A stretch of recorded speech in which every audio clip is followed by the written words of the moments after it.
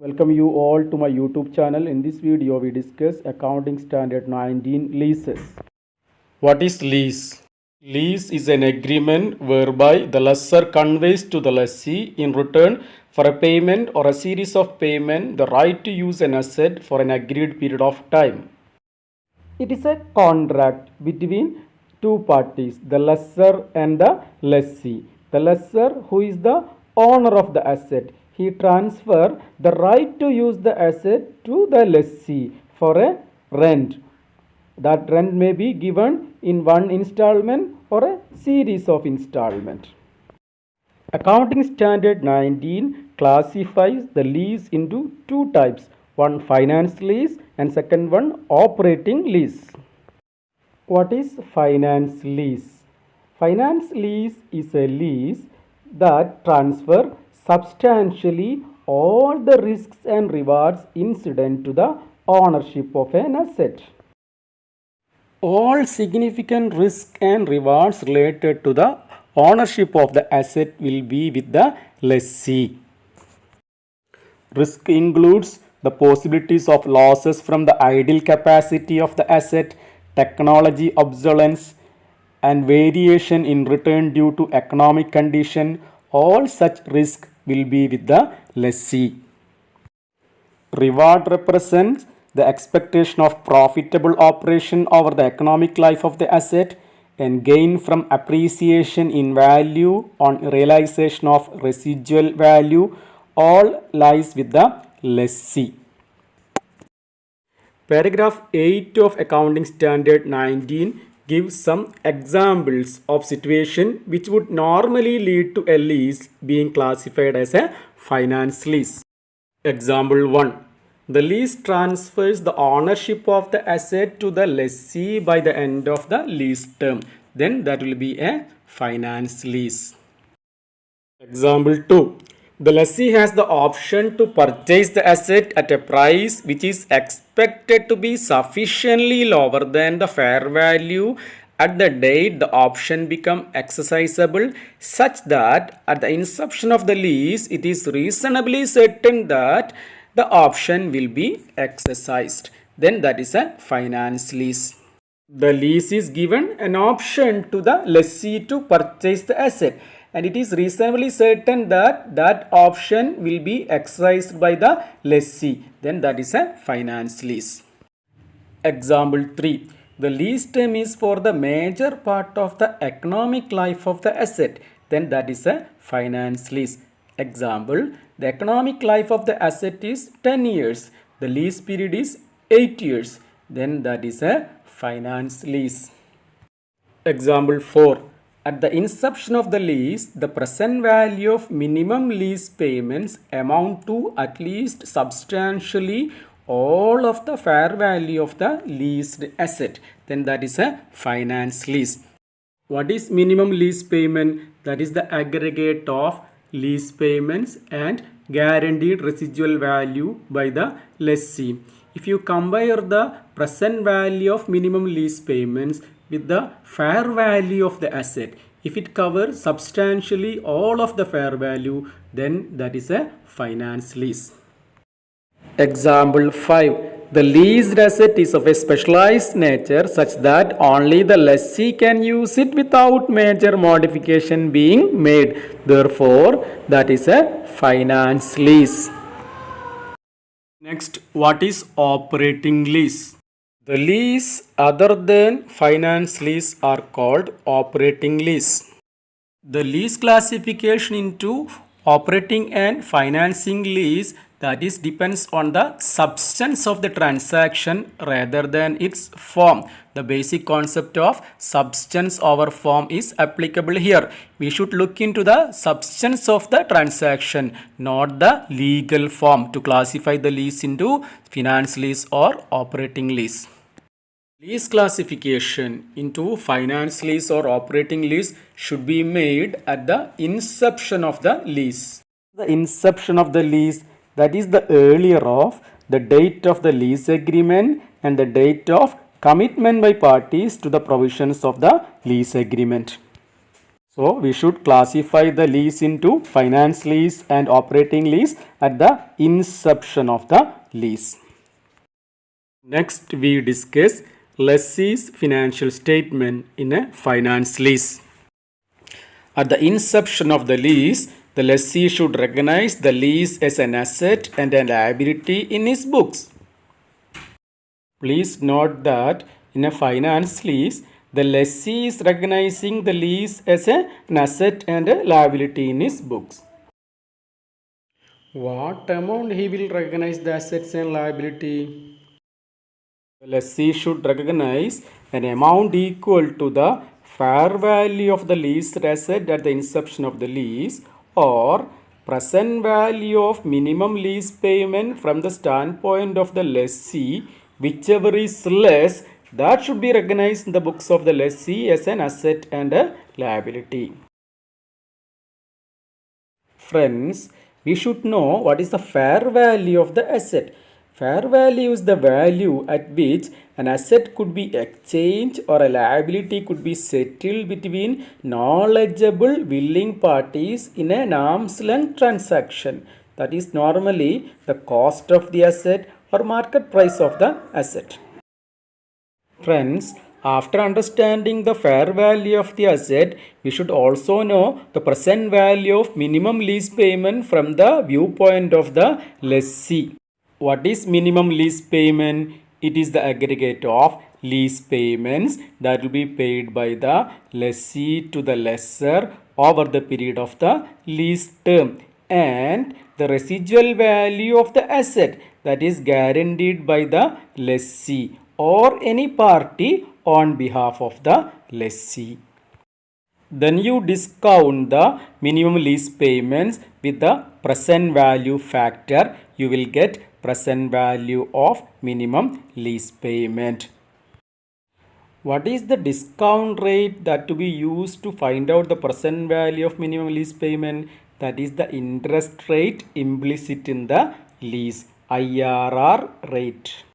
If it is impracticable to determine the IRR rate, then the lessee's incremental borrowing rate should be used. That is the IBR rate. What is IRR rate? It is the rate at the inception of the lease that causes the aggregate of present value of minimum lease payment and present value of unguaranteed residual value be equal to the fair value of the asset. That is the IRR rate. What is incremental borrowing rate?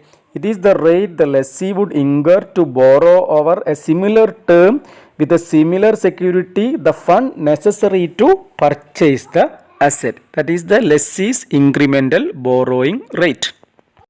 If the lessee's IRR rate is available, use that rate. If it is not determinable, use IBR rate. Friends, now we got the present value of minimum lease payment and also the fair value of the asset. Then compare the both. Lower should be the value of the asset and the liability should be booked in the books of the lessee. Now pass the journal entry leased asset account debtor to lessor or lease liability. The value should be the present value of minimum lease payment or fair value of the asset, whichever is lower. Whenever the lessee make the lease payment, that should be apportioned between finance charges and reduction in liability. And pass a journal entry for the payment, lessor account debtor, finance charges account debtor to bank. In a finance lease, the lessee shall provide the depreciation. The journal entry is depreciation account debtor to leased asset. And at the end of the accounting year, the finance charges and depreciation both are nominal accounts that should be transferred to profit and loss account debtor to finance charges to depreciation. At the end of the lease period, if the asset is purchased by the lessee by paying the guaranteed residual value, the lessor account debtor to bank. If the asset is returned to the lessor at the end of the lease period, lessor account debtor to asset. Friends, there will be a doubt how many years we will provide depreciation, whether it should be provided for the lease term or for its useful life. If there is no reasonable certainty that the lessee will obtain the ownership by the end of the lease term, then the asset should be depreciated over the lease term or its useful life, whichever is shorter. If there is a reasonable certainty that the lessee will obtain the ownership of the asset by the end of the lease term, then the asset should be depreciated over the useful life of the asset. Next, lessor's books in a finance lease. Lessor should recognize an amount equal to the net investment in the lease as receivables. What is net investment in lease? It is present value of gross investment. What is gross investment? It is the aggregate of the lease payment that will be paid by the lessee to the lessor over the period and all its residual value, both guaranteed residual value and unguaranteed residual value. Then you multiply with the present value factor, you will get present value of gross investment. That is the net investment in lease. Friends, please note that the gross investment includes the unguaranteed residual value. But while accounting the books of lessee, we have not considered the unguaranteed residual value. And therefore, if there is any unguaranteed residual value accruing to the lessor, then the amount of lease receivable recorded by the lessor and the lease liability recorded by the lessee will not be same. And therefore, there will be some differences between the amount recorded in the books of the lessor and the amount recorded in the books of the lessee. The lessor should recognize a finance income based on a systematic and rational basis that reflecting a pattern of constant periodic rate of return. The unguaranteed residual value should be reviewed regularly. If there has been any reduction in the value of the unguaranteed residual value, that should be adjusted, but an upward adjustment in the estimated residual value is not permitted by the accounting standard. Entry in the books of lessor at the inception of the lease, lease receivable account debtor to bank or asset for the amount of net investment in lease. Whenever the lease payment is received, bank account debtor to lease receivable to finance income. The receipt of lease payment should be apportioned between the lease receivable and finance income. At the end of the accounting year, finance income is a nominal account that should be transferred to profit and loss account by passing a journal entry finance income account debtor to P&L. End of the lease term, if the asset is purchased by the lessee by paying the guaranteed residual value, bank account debtor, profit and loss account debtor to lease receivable. Bank account debtor, the guaranteed residual value, profit and loss account, the unguaranteed residual value to lease receivable.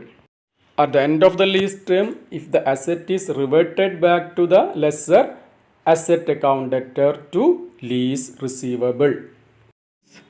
Next we'll discuss operating lease. Operating lease is a lease other than finance lease. We'll discuss lessee's book in an operating lease. Lease payment under operating lease should be recognized as an expense in the P&L on a straight line basis over the lease term unless another systematic basis more representative of the time pattern of the user's benefit. It is very simple, total lease payment divided by lease period, so that every year same amount will be debited to profit and loss account on a straight line basis. If there is any other systematic basis, the entity can use that basis instead of straight line method. See an example. An asset was taken on an operating lease for a period of 3 years. The lease rent for 3 years was rupees 100, 200 and 300. Total lease payment for 3 years, 100 plus 200 plus 300, 600. 600 divided by 3 years, 200 per annum on straight line basis should be debited to profit and loss account as lease rent. Example 2, an item was taken on operating lease. First 2 years there was no rent, third year rent was rupees 600. Here also total rent is rupees 600, that should be divided by 3 years, that is the lease period. Therefore 200 per annum should be debited to profit and loss account as lease rent. Next, lessor's books in an operating lease. In an operating lease, lessor's book, nothing special. He should account it as a fixed asset in his book. The lease income from operating leases should be recognized in the P&L on a straight line basis over the lease term unless another systematic basis is more representative. It is just like whatever we did in lessee's book, the total lease rental divided by the lease term, so that every year the same amount will be credited to profit and loss account as lease income. The entity has liberty to follow any other systematic basis instead of straight line basis. Any expenses incurred to earn the lease rental and also the depreciation should be debited to profit and loss account every year. Friends, next we discuss sale and lease back. What is sale and lease back? Sale and lease back means sale of an asset by the vendor and leasing the same asset back to the vendor. When an entity in need of fund, they may sell the asset and realize some cash. The same asset they may take on lease. A sale and leaseback transaction may result in finance lease or operating lease. The accounting treatments depends on the type of the lease. Friends, next we see sale and leaseback result in a finance lease. The profit or loss on sale, that is the sale proceeds minus carrying amount, that should be deferred and amortized over the lease term. Next, sale and leaseback result in operating lease. In this case, the treatment of profit or loss depends upon the sale price, whether the sale price is at fair value or sale price is greater than fair value or sale price is lower than fair value. First situation, the asset was sold at fair value. If the asset is sold at fair value, the accounting treatment is very simple. Any profit or loss should be recognized immediately. Situation 2, the asset was sold at a price less than the fair value. In this case also, accounting is very simple. Any profit or loss should be recognized immediately. But in case of loss, if the loss is compensated by future lease payment at below market price, it should be deferred and amortized. The lessee paying less lease rent compared to others who is involved in same type of lease, then the loss is compensated by future lease payment. Therefore, it should not be recognized immediately, it should be deferred and amortized. Situation 3, the asset was sold at a price more than the fair value of the asset. Friends, if the sale price is higher than the fair value, there will be every chance that the lessor will charge higher rent to the lessee. And therefore, the excess over fair value should not be recognized immediately. That should be deferred and amortized over the period for which the asset is expected to be used, and balance profit, if any, should be recognized immediately in the profit and loss account. We see some examples of sale and lease back resulted in an operating lease. Example 1, book value of the asset 40 lakh, sale price of the asset 50 lakh, fair value of the asset 50 lakh. Here the asset is sold at fair value. If the asset is sold at fair value, the accounting is so simple. The profit of 10 lakh, that is sale price minus book value, should be recognized immediately in the profit and loss account. Book value 40 lakh, sale price 50 lakh, fair value 60 lakh. Here the asset is sold at a price less than the fair value. The accounting is so simple. Profit is sale price minus book value 10 lakh should be recognized the profit and loss account immediately. Book value 40 lakh, sale price 38 lakh, fair value 45 lakh. Here also the asset was sold at a price less than the fair value. The transaction resulted in loss. The difference between sale price and book value 38 lakh minus 40 lakhs 2 lakh loss should be recognized immediately. If the loss is compensated in future lease payment, the loss should be deferred and amortized. Next situation, book value 40 lakh, sale price 50 lakh, fair value 40 lakh. Here the asset is sold at a price higher than the fair value. In that case, the difference between sale price and fair value, that is 10 lakh, that should be deferred and amortized. Next case, book value 40 lakh, sale price 50 lakh, fair value 46 lakh. Here also the sale price is higher than the fair value of the asset, and therefore the difference between sale price and fair value, that is 4 lakh, that should be deferred and amortized. The total profit is 10 lakh. The balance profit of 6 lakh should be recognized immediately. Next situation, book value 40 lakh, sale price 39 lakh, fair value 35 lakh. Here also the sale price is more than the fair value. The difference between fair value and sale price, that is 4 lakh profit, that should be deferred and amortized. The difference between 35 lakhs and 40 lakhs loss, that should be recognized immediately. So in this case, 5 lakh loss should be recognized immediately and 4 lakh profit should be deferred and amortized. Friends, we will discuss some practical questions.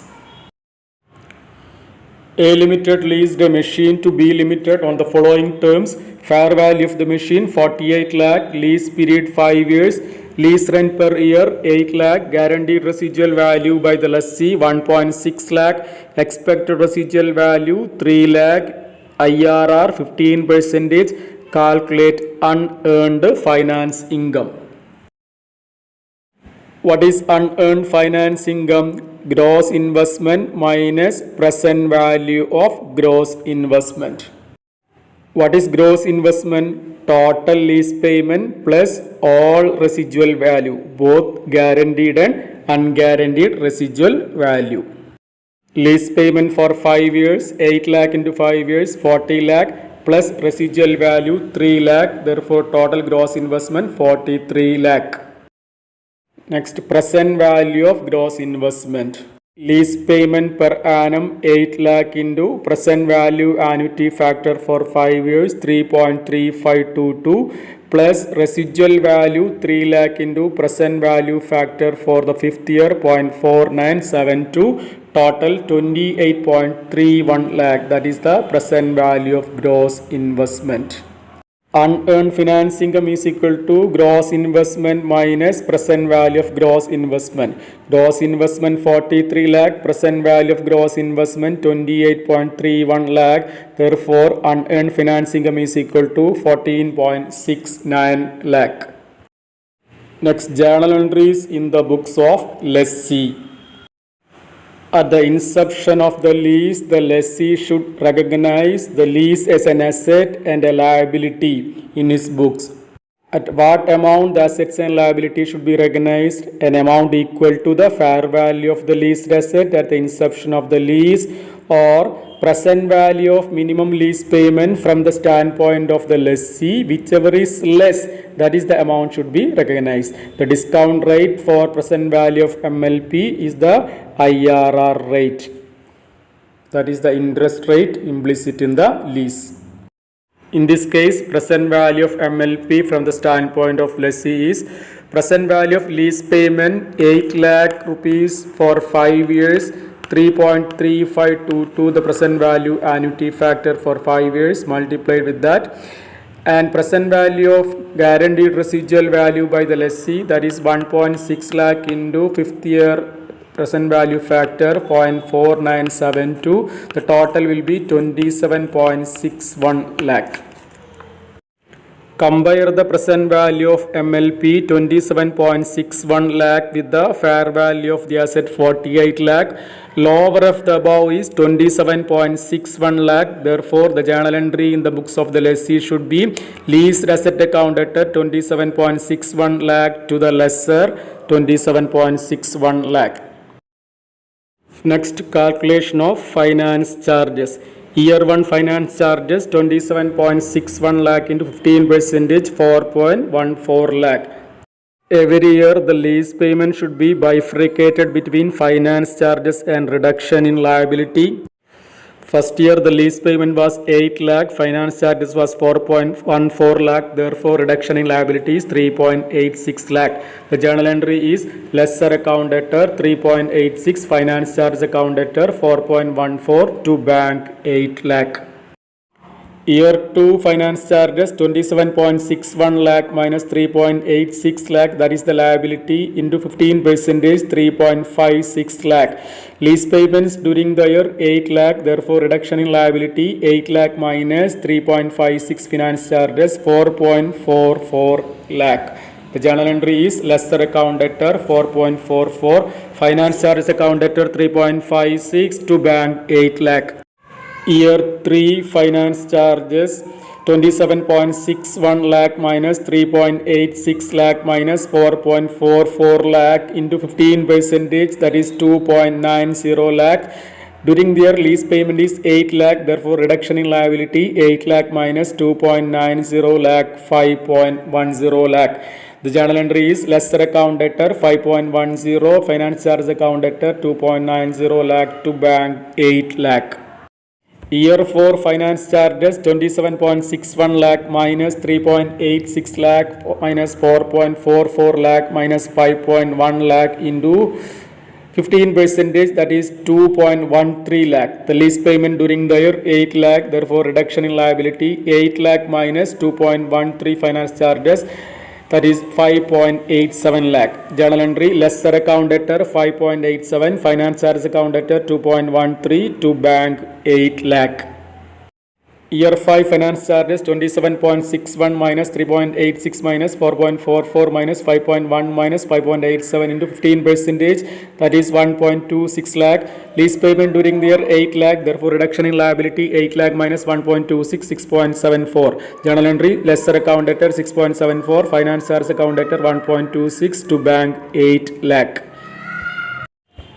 Friends, now we see the lesser account. The opening balance was 27.61 lakh, and during these 5 years we made payment of 3.86, 4.44, 5.1, 5.87 and 6.74 as reduction in liability.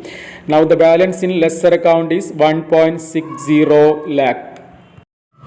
That is exactly the guaranteed residual value by the lessee. Friends, I hope you understood the basics of Accounting Standard 19 leases. If you like the video, please share the video to your friends. Press the like button and subscribe button. Thank you so much for watching this video. I wish all success in your exam. Thank you.